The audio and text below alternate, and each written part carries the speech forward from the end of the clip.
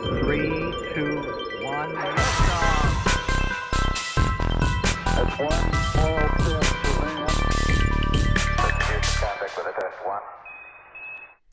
Hello, good evening, everyone. Hi, it's me, Tim Dodd, the Everyday Astronaut. Welcome to launch attempt number 3. This is what I get for trying to live stream for the first time in a long time, of course, is 3 launch attempts, 2 scrubs. So hopefully today we actually see this thing launch. I'm excited for this one, though. This is one that I wanted to stream just because it's one of those good old-fashioned, just exciting launches. So why not? Why not go for it, right? So again, of course, anytime you guys have questions about, I see still in the chat all the time, if you're watching this and you are typing in chat, when is this going to launch? Or, is it landing? What's it carrying? What's the mission?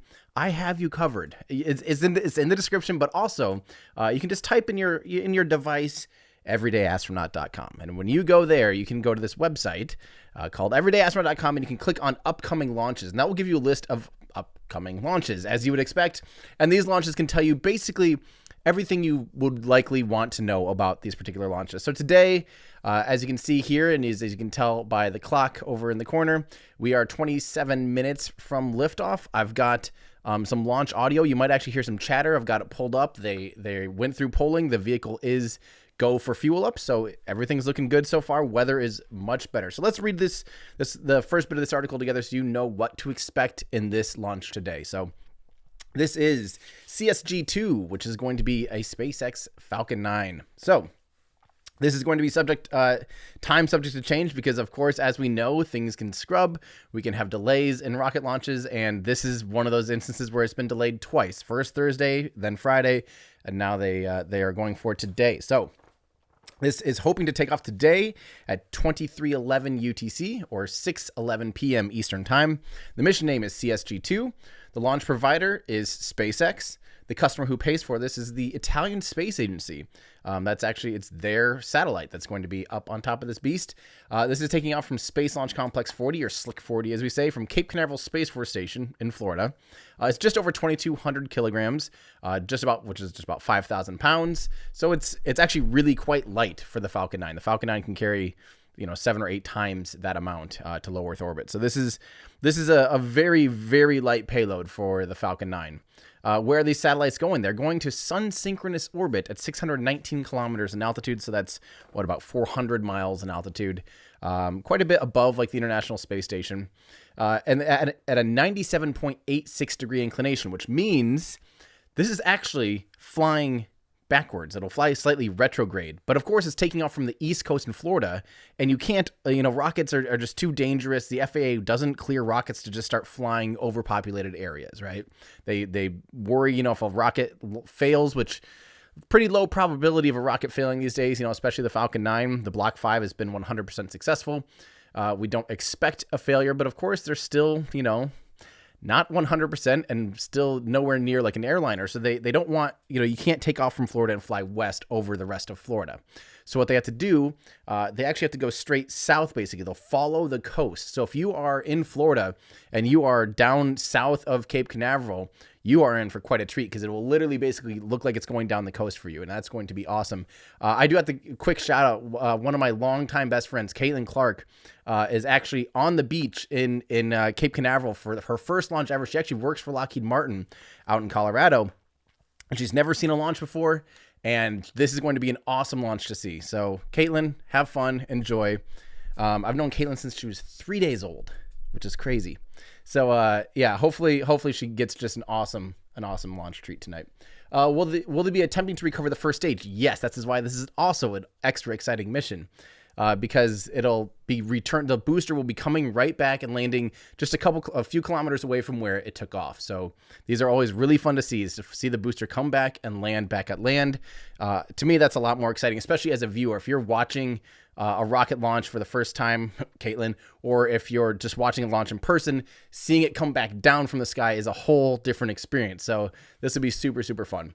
Where will this be landing? It's at LZ1, like I said, just a few kilometers, just right outside of the launch pad. Will they be attempting to recover the fairings? Yes, they will. Are these fairings new? No, both fairings had flown on 3 previous missions. So oh, did I say which booster it is? Oh yeah, so it's a Falcon 9 Block 5. I think I skipped that. This is booster 1052-3. So this is the 3rd launch of this booster. But the fairings are actually older than the booster. The fairings have flown on 3 previous missions, so they pretty nuts that they're flying that much, that they can catch and reuse the fairings, basically the nose cone of the rocket. How's the weather looking? Currently 90% go. It looks like it's a fantastic launch, an evening for a launch. It's hopefully going to be great. This will be the 138th Falcon 9 launch ever, the 2nd return to launch site landing, so coming back to land on land as opposed to the drone ship mission in 2022. This is the 82nd reflight of a booster. That's insane. They're coming up on 100. The 30th consecutive landing, assuming it lands, which we expect it to, which is an ongoing record at this point.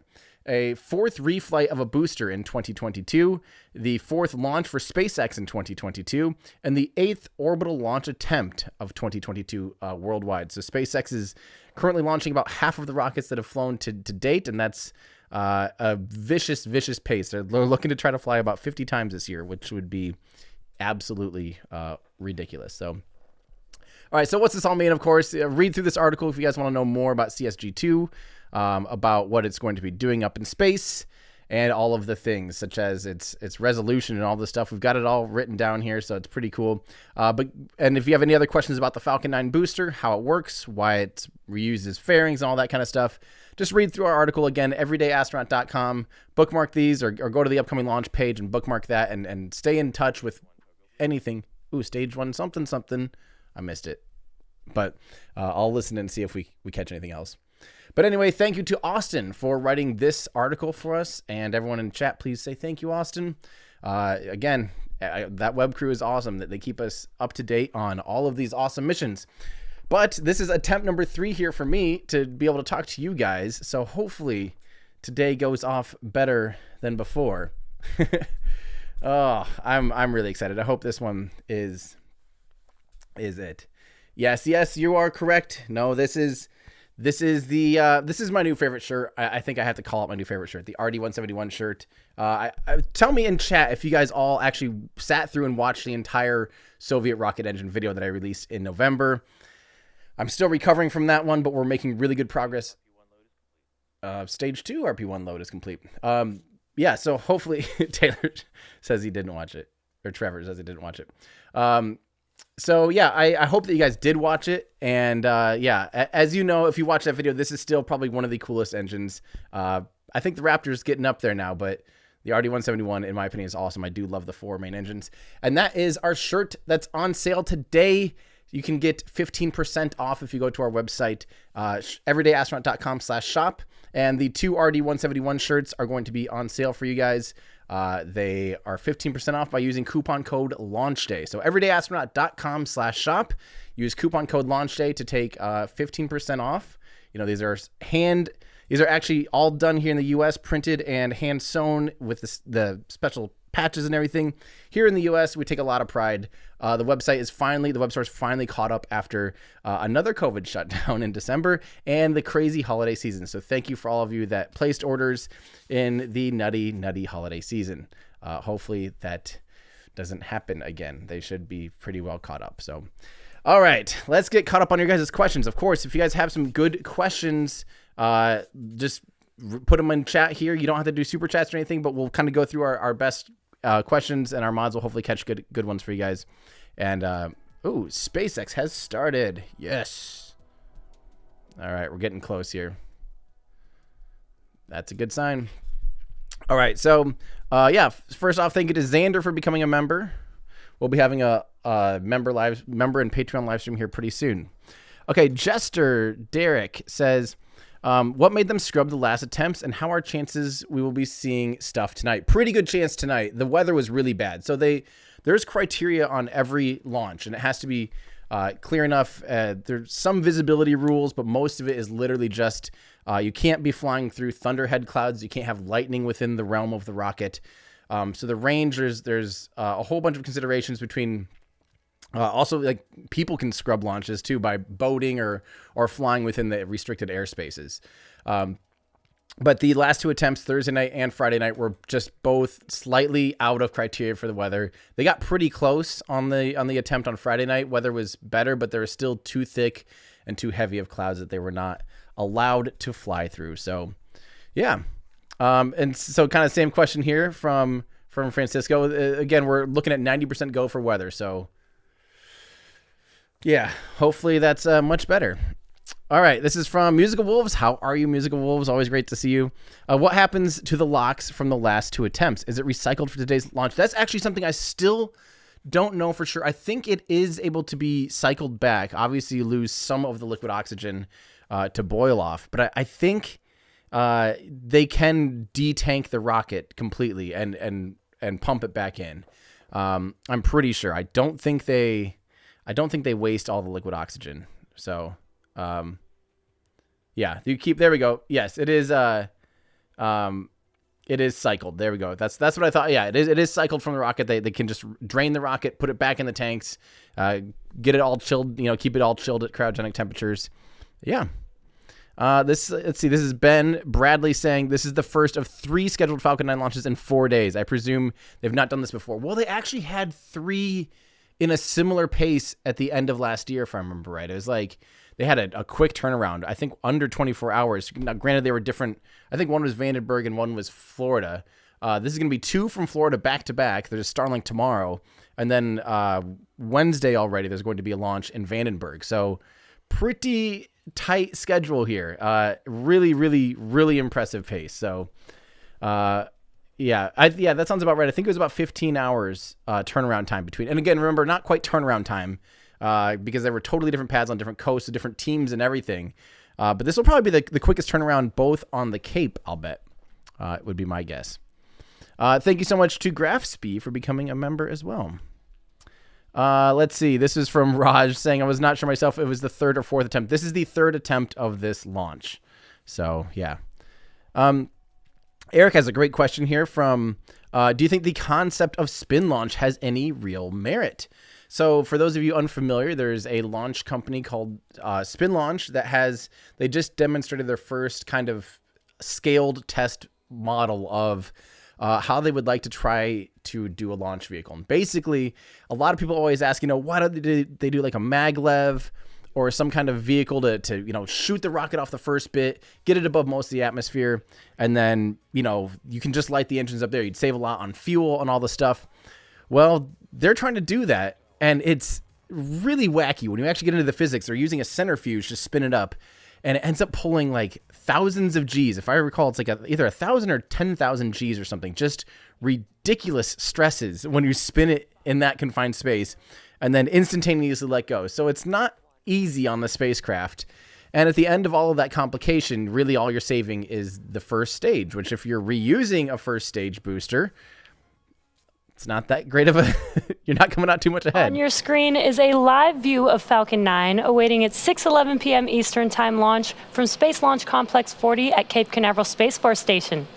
Good evening and welcome to our launch coverage of Cosmo-Skymed Second Generation FM2 for our customer Thales Alenia Space.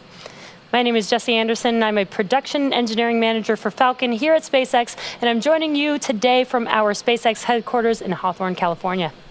Our payload today, Cosmo-Skymed, is the first Earth observation constellation of satellites operated for both civilian and military purposes to help monitor the environment, including the prevention and management of natural disasters.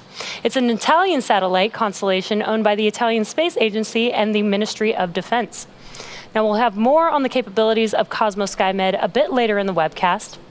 And for those of you who have been following along, you'll know that we had to stand down from our first 3 attempts earlier this week due to unfavorable weather at the launch site. But however, as you can see on your screen, we've got some great weather and some clear skies. Unfortunately, we do have a no-go on the range at the moment. The Coast Guard is in contact with a cruise liner that is heading towards a no-go zone, and they're working on clearing the area. So we'll get an update on that in just a few minutes from now. But in the meantime, let's take a moment to get more familiar with the Falcon 9 rocket that you see on your screen. Our 2-stage liquid-fueled launch vehicle stands 70 meters tall, which is equivalent to the wingspan of a 747 jet. The bottom 2/3 of the vehicle are what we call the first stage. Now, this is the portion of the vehicle that's covered with soot from its previous 2 Falcon Heavy flights in 2019. Last year, 29 of our 31 launches were flown on flight-proven first stages, or in other words, over 90% of our launches last year were on first stages that had flown before. The first stage's primary role is to accelerate all the way to the edge of space with the help of 9 Merlin engines. And then there, it will drop off the second stage, which has the payload attached. Now, the first stage will then make its way back to Earth, where we will attempt to recover it back on land at Landing Zone 1, and there is a beautiful view of Landing Zone 1 there with some clear skies again. Now, if you turn your attention to the section above Stage 1 and the black carbon fiber inner stage, you'll see Falcon 9's second stage. About 2.5 minutes into flight, these stages will separate from each other, and the second stage will ignite its single Merlin vacuum engine to carry itself and the Cosmo-Skymed satellite to a polar sun-synchronous orbit. The Cosmo-Skymed satellite is safely enclosed inside of the payload fairing, which is that large nose cone structure at the very top of the rocket that you can see there on your screen. The fairing halves we are using today are flight-proven, and we'll be attempting to recover them again once they make their way back down to Earth. Now, we are approaching the T-minus 12-minute mark until liftoff. The Falcon 9 team began their final checks at T-minus 2 hours, and most recently we completed the ground team pull to proceed with propellant load and launch at T-minus 38 minutes. Now, we begin prop loading at T-minus 35 minutes, and Falcon 9 is a bipropellant vehicle. That means that we use 2 propellants, a fuel and an oxidizer. For Falcon 9, our fuel is a refined form of kerosene, which we call RP1, or rocket propellant 1. Our oxidizer is a super chilled liquid oxygen, and that's what we call densified LOX. So when it's fully fueled, Falcon 9's first and second stage combine to carry over 1.1 million pounds of propellant. And we'll burn through most of that in the 8.5 minutes that it takes to land the stage and get the second stage into its initial orbit. Now, currently, fuel loading is complete on the second stage, while loading continues on first stage until about T-minus 6 minutes. Liquid oxygen is still loading on both first and second stages as we speak. Now, with that, the vehicle and the weather look really amazing today. We're still keeping an eye on the range in regard to that cruise liner, and we should have an update here shortly.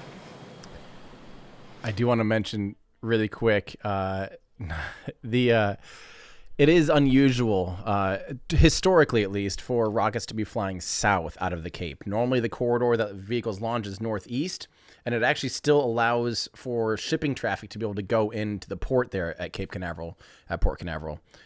So I got to give a little bit of grace. I mean, only a little bit. They should always be checking the, the charts and the NOTAMs to know whether or not they're boating through a closed airspace. But yeah, it's unfortunate. With a cruise ship like that, they're not used to a rocket flying south and having that corridor of exclusion go south. So it is a little bit unusual. An explanation from the Italian Space Agency's president and head of programs directorate. What this is here. The Cosmo-Skymed Second Generation is a constellation. They have some music, and just because of that, let's avoid a copyright strike. You can watch this anytime. They did talk about this in the last stream as well. Let's see here. This is from Steven. Stephen Thompson says, please explain why this is an instantaneous launch and not within a window. Well, so Falcon 9 almost always technically kind of has like an instantaneous launch window-ish, because because of its super chilled propellants, it only has 1 second basically of like here's where the whole sequence goes, and then it has to launch right there at that 1 second. But now with a mission like this, with Sun-syncronous orbit, in order to actually get it to where exactly it needs to be, Sun-syncronous, which is where it's orbiting the Earth and the sun's always in the same place at the same time, you actually do have to align up perfectly with the orbit. So that launch window, and an orbit is basically, if you imagine like a hula hoop and the Earth's spinning at like 1,600 kilometers an hour, basically, or like 1,000 miles an hour. It's spinning really quickly, and if you have relative to it, a fixed orbit you're trying to get, it's moving it. Imagine looking up in the sky and seeing a giant hula hoop flying over you at 1,000 miles an hour, 1,600 kilometers an hour. And you have to rendezvous with that perfectly. Your launch window, like if you imagine the shadow going across the ground, that launch window is going to be like, whoosh, there it goes, there goes your launch opportunity. If you're even 5 seconds late, all of a sudden it's like, okay, that thing is way over there now. So just to really be able to line up with this exact orbit, these launches like this, when you're rendezvousing, say, with the International Space Station on an exact inclination like that too, you always have an instantaneous launch window. The only rocket that really doesn't do that, ULA has a really impressive RAM steering, it's called, where they program in every second for like a 40-minute launch window or something like that.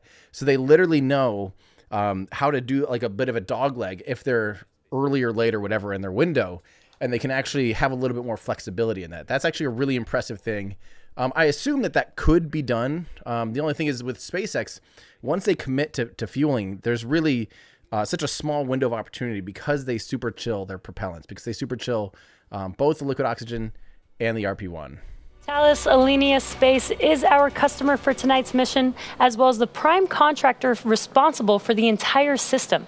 Here are a few words from their CEO, as well as the CEO of Telepazio, which designed and built critical ground and in-orbit support and operations.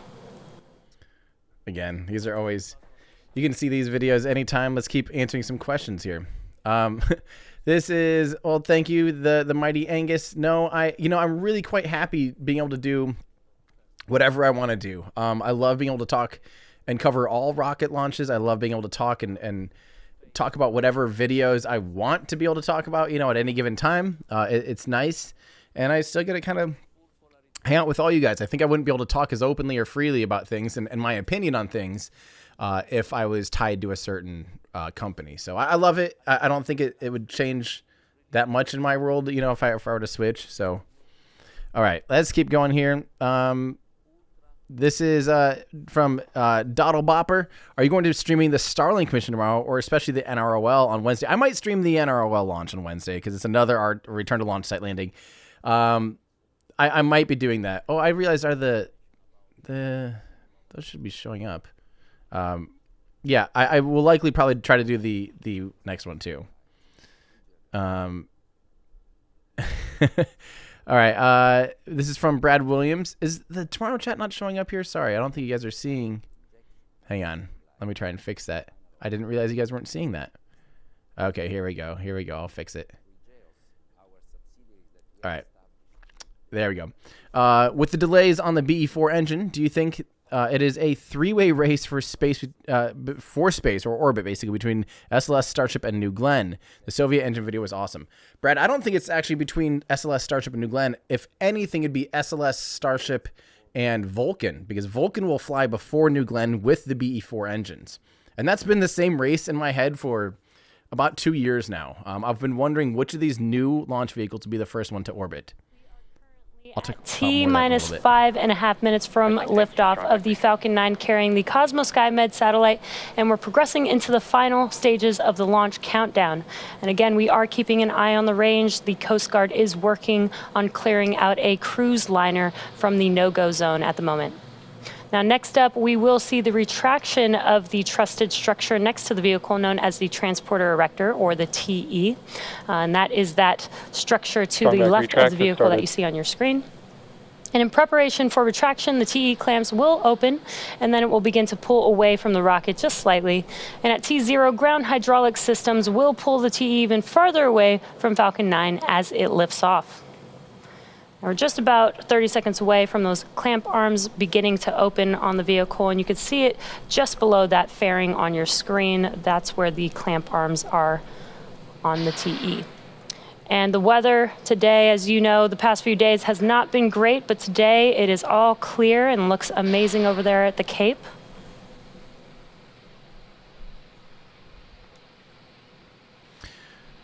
Let's hope range clears up. And we should see the clamp arms begin to open shortly here.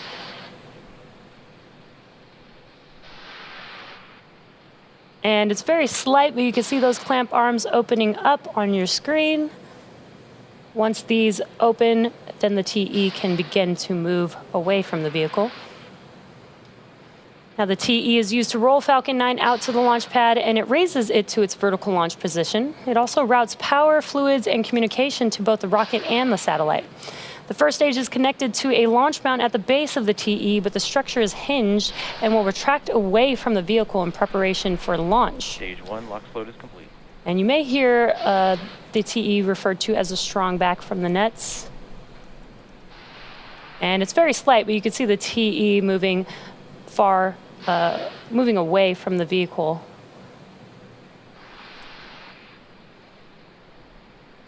Now at this point in the countdown, both the first and second stages are nearly fully loaded with 1 million pounds of kerosene fuel and liquid oxygen.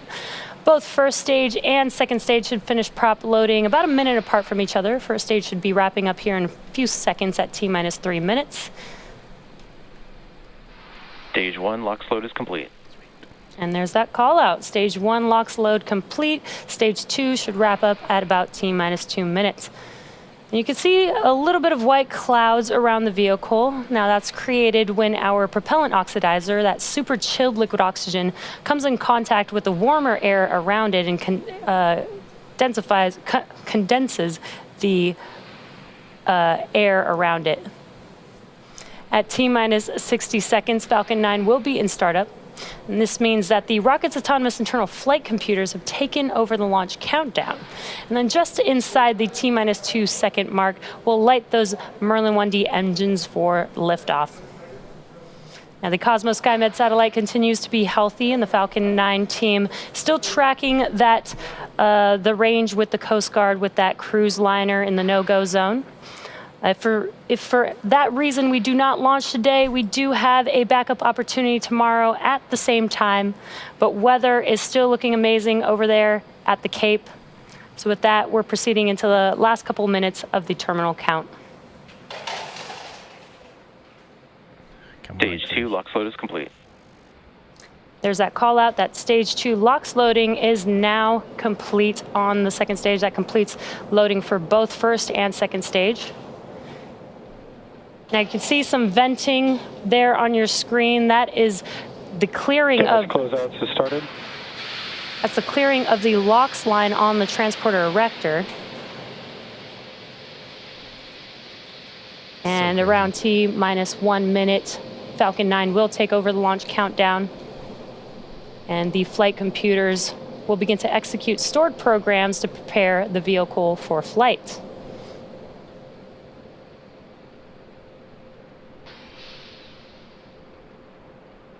Falcon 9 is in startup. Did they get We have Falcon 9 in startup.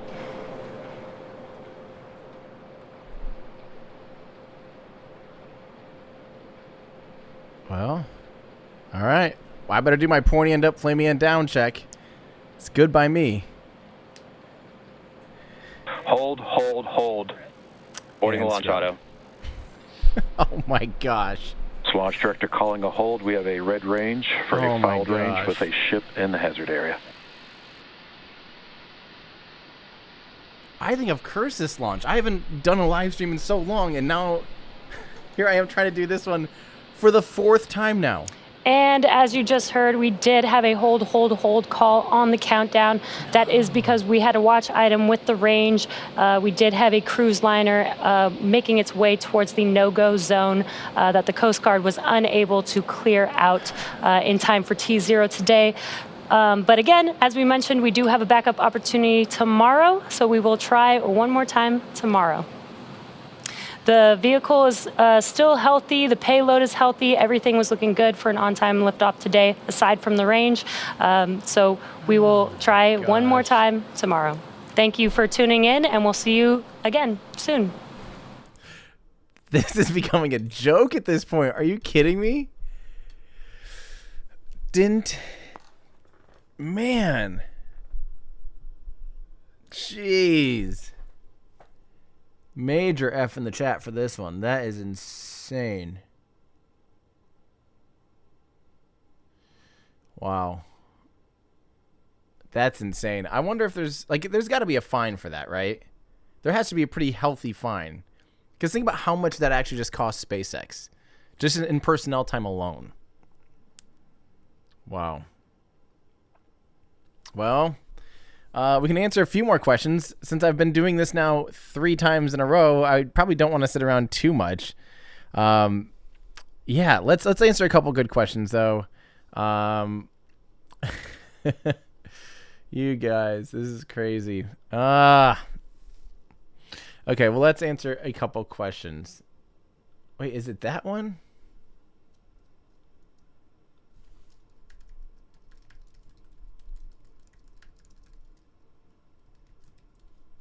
Jeez. Wow. Okay. Yes, I sometimes will publish certain albums full blown to Spotify and iTunes, but at first some of them get up on SoundCloud first. Okay, this is a good question from Death Valley Dazed.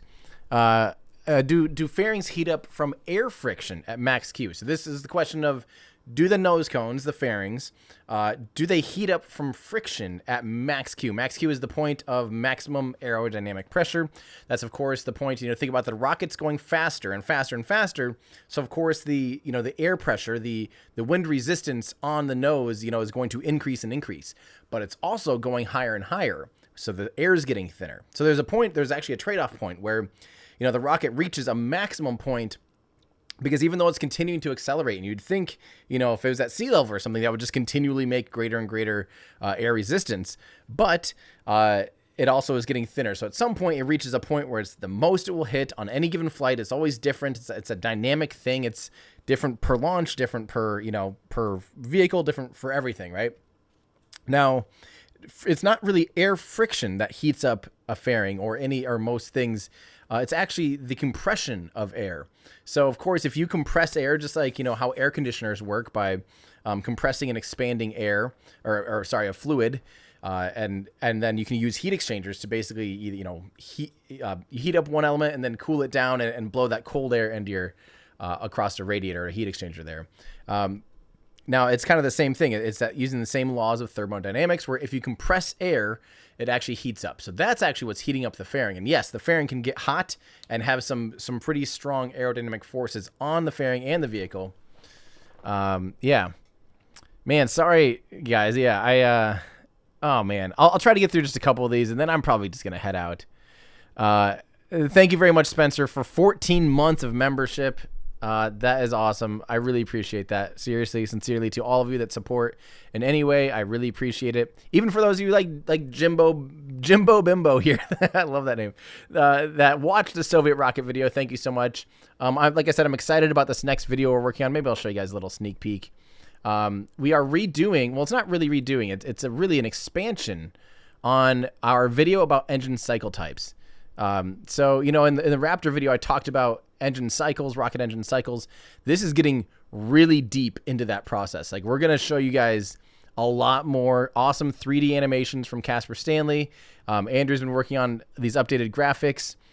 It's going to be a really awesome video. So basically, the video really it probably will be titled, "How do you power a rocket engine?" Like, how do you power a rocket engine? What gets the propellants into that combustion chamber to be able to provide that much thrust? How do you do that? You can't just light a match and dump just pour some fuel in. You got to force it in there. So that's the rocket engine cycles, and that we're going to go over all of the major ones and getting into expander cycle and tap off on all those different ones and full flow again. But we're getting a lot deeper. I think we're actually clarifying a lot of things for me, and that's always my benchmark. Did I learn something? And I learned a lot actually making this video as well. So this is kind of part of our complete guide to rocket science, I think, that we're working on. That's going to be topics like this, or like why don't rocket engines melt? We made that video about why rocket engines don't melt. Yeah, hopefully that helps. let's see. This is from Nicola says, does the airflow getting in the engines during descent while they're shut down affect reignition in any way? Also, big support for your great job from Italy. Well, thank you so much, Nicola. That's a really good question. So the chamber, so on reentry, you think about it, the Falcon 9 is coming back in through reentry.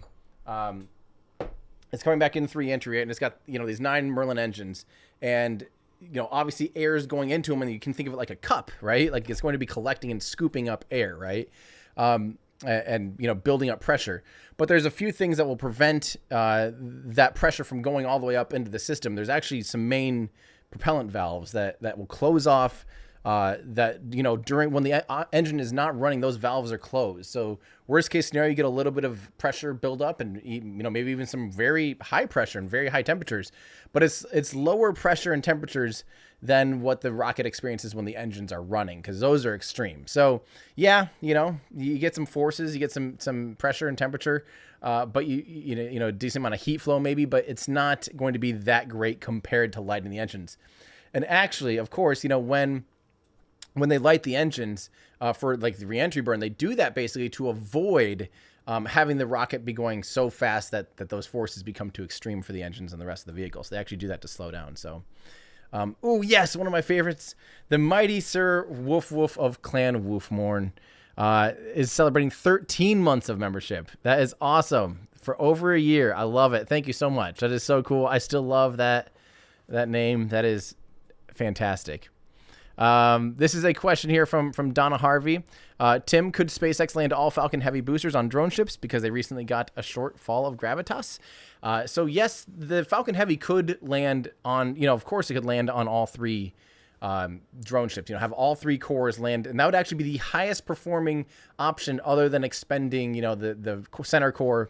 But it's actually probably not. So if you land the 2 side boosters downrange and then expend the core, you're getting really darn close to the same amount of performance as just fully expending a full Falcon Heavy.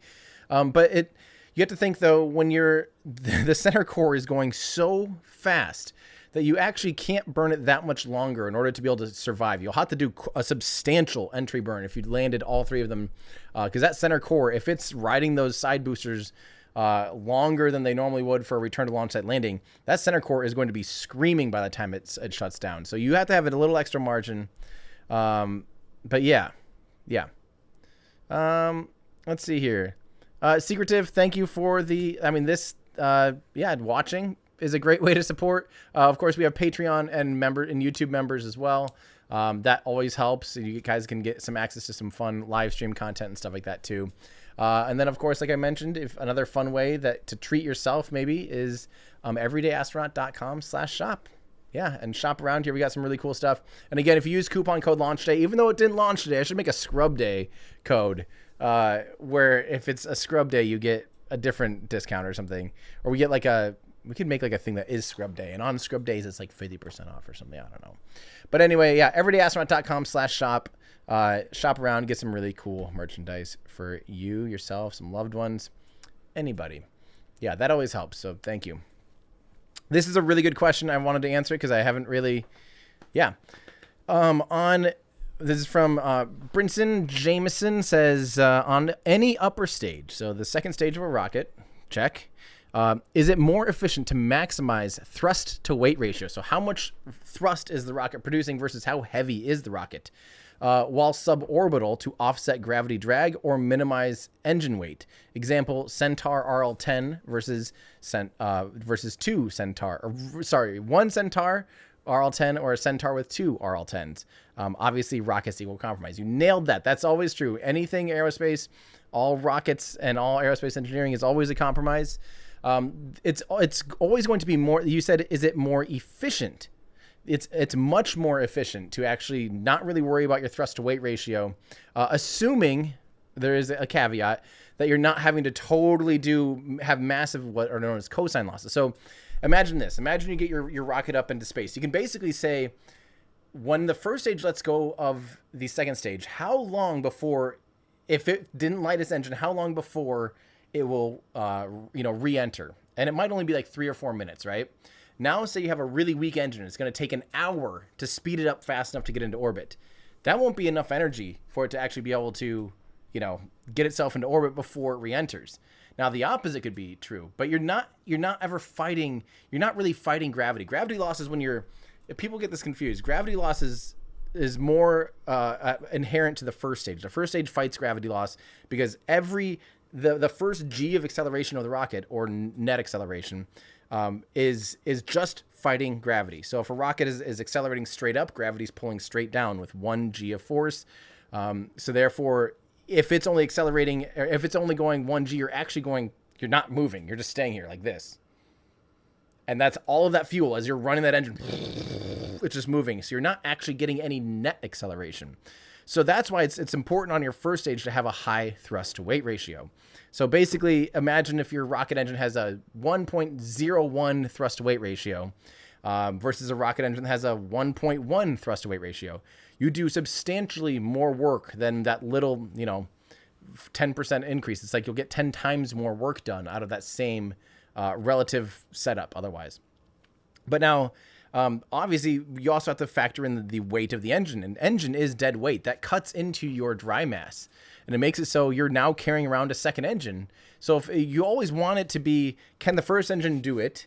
If it's not enough thrust to actually get you into orbit in time, and you're not having to do massive, so that's the other thing you can do. And one time, OA6, Orbital Sciences OA6, basically a commercial resupply mission, was flown on an Atlas V in 2015, I think March 2015.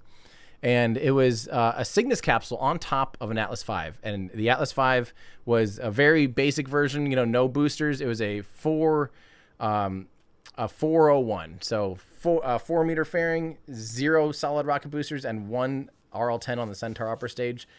And what happened is the RD-180, an amazing engine, happened to shut down early. A valve, an aux valve closed or something, like 4 seconds early. And that was actually enough that it really limped itself into orbit because the upper stage had to do a lot more work. It had to burn through all of its reserves. And because it was shorter, it actually had to do a good amount of the burn at an angle where it's, trying to keep its altitude instead of just putting all of that, when you're trying to get into orbit, you're trying to go horizontally really fast. Just to get into low Earth orbit, you have to go 28,000 kilometers an hour, 17,500 miles an hour. You have to go really fast just to get into low Earth orbit. And that's horizontal velocity, not vertical velocity, horizontal velocity. So you want to be, going straight horizontally, basically. You want to be going prograde as much as you can so that all of the energy of the rocket is pushing you in the direction you need to be going. If you have to be fighting gravity to make sure you're not going to fall back into the atmosphere and you're pointing at an angle, you get cosine losses. So that's actually where the thrust, if you get just a little bit, 3 or 4 degrees, no big deal, but it starts to get really bad. You lose 50% of your thrust at 45 degrees. And at this point, if you're pointing this way and the rocket's trying to go this way, you lose 100% of your potential for work. So cosine losses can be bad. So it's kind of a mixed bag, but overall, in general, one engine will always be better than 2 engines for an upper stage. Of the same, if it's literally like in the case of an RL-10 versus 2 RL-10s, 1 RL-10 will be more efficient. And you can have a higher expansion ratio engine too, because you can physically fit a larger bell. The RL-10B2 or some of those large expansion nozzles, you could fit a larger single one, which can be more efficient, higher ISP than than 2 of them side by side. You just physically can't fit those bells next to each other too large. Sorry, that was a long rant. Yeah. Let's see here. I'll try to get through just a few more of these. That was way too long. Sorry. Camera Film Production Studio. I watched the Soviet video all the way through at least twice, maybe 3 times at this point. That is awesome. I honestly think that's what it takes just to even begin to retain any of the information. And I know it's so long. I know an 1.5 hour long YouTube video is absurd, but I like it being in one place, one solid resource for the community. I think that's important. You can always come back to it later, but I think there's a flow to it. I thought about making it a series, but yeah. All right, here. I'll try to just do a few more. P. Pennant, thank you. Let's see. This is from Alberta. When will I be going down in Mars? The Martian Aerospace Research Studio. Basically almost double recursive there because it's a studio. Mars Studio B. And it has the word studio in it and basically Martian for Mars. Anyway, we're going down here this month, or next month, I guess, February. We'll be going down and doing some more tech setup. We got some new tracking assets, and it's going to be incredible. I'll be sharing that with patrons for sure. We'll be probably doing a lot of test streams when we're down there. Yeah, it's going to be awesome. And of course, the amazing Starship will be in the background. We're going to be changing the setup too of the background. It's going to be awesome. I'm really, really excited. So, let's see here. Well, thank you so much, Simcha. I really appreciate that. This is a great question from David Willis. Well, David, I've got great news from you. Biggest fan of SLS is, of course, I signed up for press credentials for SLS rollout. So if I'm debating live stream right now, I mean, I might live stream. It's just like, it seems like a weird thing to live stream, something rolling out. It seems like something that'll be more fun just to film. But I could be talked into live streaming. We'll see. It might be like just a compromise setup, you know. But we will see. Let's see. Let me get to a couple more of these. Well, thank you so much. Sorry again that we didn't see a launch tonight. It was scrubbed. Oh, I forgot to put scrub down, by the way. Oh, I think Andrew already did. Thank you. Scrubbed, don't watch. Gosh, this is the fourth one. This is the third one in a row. Scrubbed. Don't watch. So it's getting ridiculous at this point. Let's see here. Promo code for the t-shirt. Yeah, sorry. Launch day, all one word, all lowercase. Hey, Ziggy, this is the next video we're working on. Why not? Why do companies not use nuclear propulsion? We will talk about exactly that. It's a pretty deep subject, but the biggest reason for a just general company is you can't really get your hands on plutonium and stuff, or uranium. You know, it's not really a thing that anyone can just buy off the shelf and put it into rockets, and it's expensive. It's very expensive. So yeah. Let's see here. This is Caesar. Man, I got to tell you, we did a huge overhaul of our the way we handle international shipping and everything. If you're in England, you're screwed at this point. I'm sorry. I'm very sorry, but Brexit seems to have messed that up pretty bad for you. The good thing is, here's the deal. Our prices, believe it or not, actually went down by 10 to 20% for most people. The difference is our new system will calculate in the costs at checkout. It will calculate and account for all of your taxes, all of your import fees, all of the stuff that, you know, the VATs and all of those different things that each different country does, which is a nightmare. What was happening before is, you know, if you don't pay for that stuff ahead of time, which you could really have an option. Like normally before we just throw, you know, the shop would throw something to UPS and it'd get over there and then it would sit in customs for like 2 months. And then you'd show up to customs and have to pay like a $20 thing, right? To actually get your merchandise. Our new system accounts for that, gives you a bulk discount on that. And unfortunately, COVID rates have just messed up everything in everyone's lives. And unfortunately, yeah, it is like $30 to $50 for shipping for just about anything to Europe right now. I'm very, very sorry. It sucks. It really sucks. There are still some items in our shop that we can take a hit on where we actually lose money selling it to certain countries because we discount the shipping. We do literally discount shipping. There's absolutely nothing we can do about it. The only thing we could do someday, you know, if this continues growing and whatever, we would maybe do like a European fulfillment center or something like that. But that's a huge nightmare too, though. Like that's a logistics nightmare. We aren't nearly that big enough. We don't have nearly that much volume to make it anywhere near worth our time and effort. You know, it's like, unfortunately, it's just expensive shipping. And I just wish that wasn't the case, but that is exactly the case. Trust me, there's been a lot of effort and a lot of work to try to correct that. Slithery, thank you so much for 26 months. That might be the highest I've seen so far. Is it? Or was there another 26 on this one? Sorry, did I say something wrong? Oh, he's saying English instead of British. I am sorry.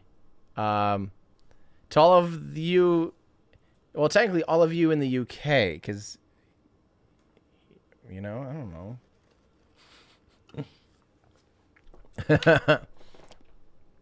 That's funny. I'm sorry. That still confuses me. The whole England versus the United Kingdom versus Great Britain. But I'm pretty sure I have it down now. I understand better now. Yeah, sorry. All right, let's keep going here. I'm sorry, Peter, this is your first time watching a rocket launch live stream again after several months. Glad to be back. I haven't been putting out a ton either, though, Peter, so I'm with you. And I've been trying to live stream this launch. This is the third time. I think I might be a little bit cursed. And of course, Trevor's happy this got scrubbed because him and Anush in our Discord were down there for this to see this launch, and they saw it get scrubbed twice.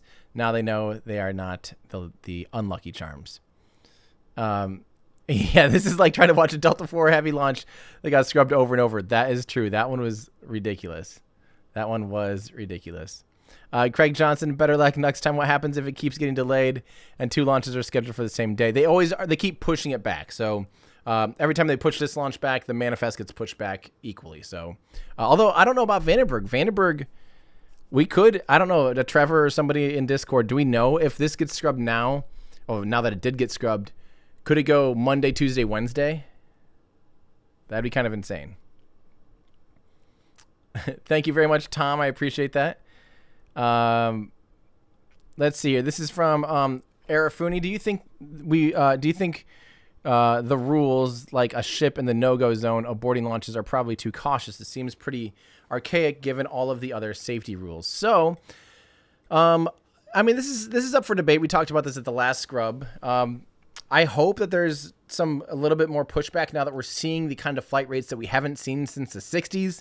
Stuff that probably hasn't been reconsidered since the 60s. Now that we're flying a rocket out of there about once a week, we start losing out on a lot of launch opportunities because of, weather constraints and range violations. And maybe they do need to reconsider what is actually safe.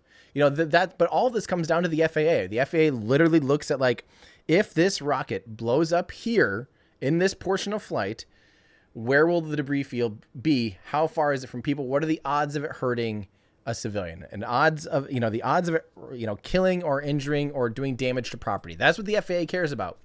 And so if those, even if a rocket's extremely reliable and is getting into the 99.9% reliability for launch and all that kind of stuff, it's still a calculated risk, and it is something that maybe companies could be applying for a different license or something. I have no idea. I don't know anything like that, but I know Elon's pushed back that it's too cautious. So, yeah, we'll see. Maybe stuff will change.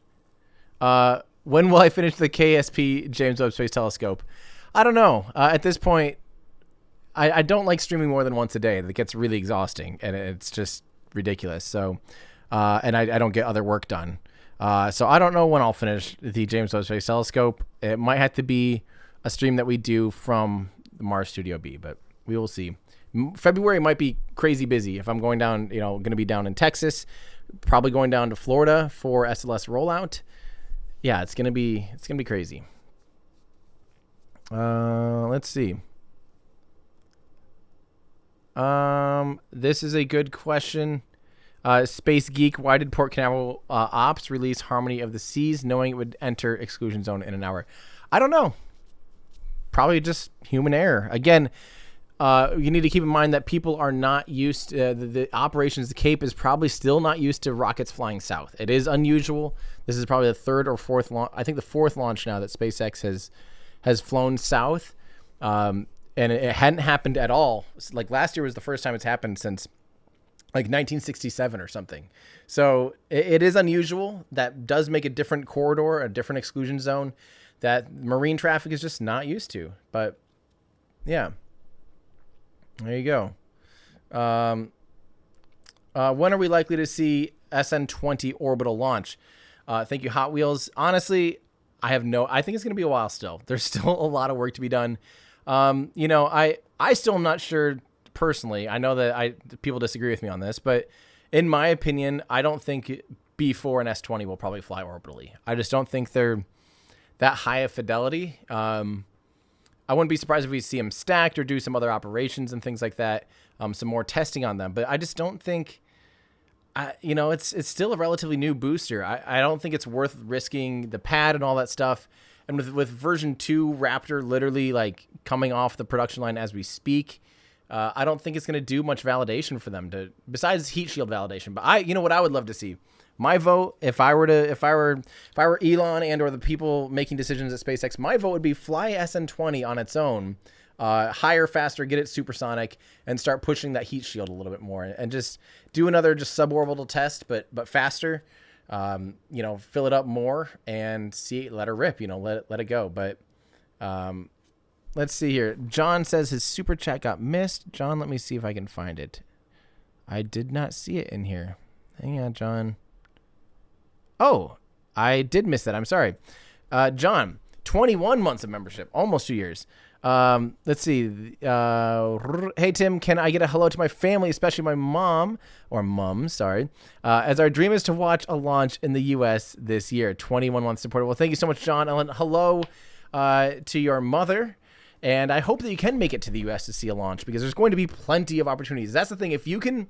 The biggest thing with launches this year, and with a pace like this, get there, give yourself plenty of time. If you can spend a week on the Space Coast at this point, I think you're going to have a really good chance of seeing a launch. Back in the day, I remember when I first started going down to the Cape for launches, it was 2014, and like there was, I swear, I think only like 5 launches or something the whole year from the Cape. Something like hilariously low number of launches, right? These days, if you can spend a week down there, you're pretty certain to see a launch. That's just the pace of things. And then the other thing is, even if you're leaving and you book a flight a month or something ahead of time, or I always say book your flight as late as possible, as late as it makes sense to, as late as your schedule allows and your budget allows. Leave as late as possible and book it for literally like right up, giving it so that you land at most 1 day before the scheduled launch. So you give yourself plenty of time on the back end of your time off, your vacation, your holiday, or whatever. You give yourself plenty of time to be able to catch all the launch attempts like this. Say that you had flown in, like let's say you had 1 week and you're like, hey, there's a launch on Thursday. I'll get there Monday. I'll catch the launch on Thursday and I'll fly home on Monday. I'll easily catch the launch. You wouldn't have. You would have had 3 scrubs. It would have been really frustrating. But if you'd flown in on Wednesday night and had a week, now at least you still have Monday and Tuesday launch attempts. So I would always say give yourself plenty of time when you do finally make a trip to the U.S. or wherever to see a launch. You always want to have time on your side. So, all right, everybody. I'm gonna be back doing the same exact thing again tomorrow for the 4th time.